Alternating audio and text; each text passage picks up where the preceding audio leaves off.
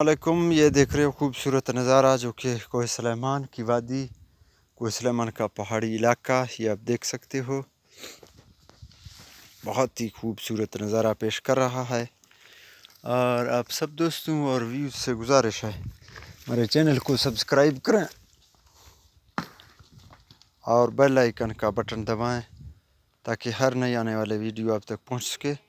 ये खूबसूरत नज़ारा हम आपको दिखा रहे हैं। इंशाल्लाह जल्दी हमारा चैनल जब आगे बढ़ेगा तो हम आपको लाइव सब मनाज़र के हाल वाल जो हैं वो आपको दिखाएंगे, आपको इस साथ शेयर करेंगे ये कौन सा इलाका है, कौन सा वादी है।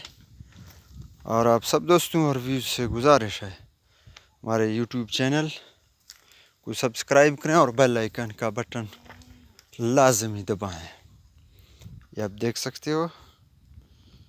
ये देखो खूबसूरत नज़ारा जो कि इधर बकरियां जो हैं चर रही हैं और ये उनकी आवाज़ है।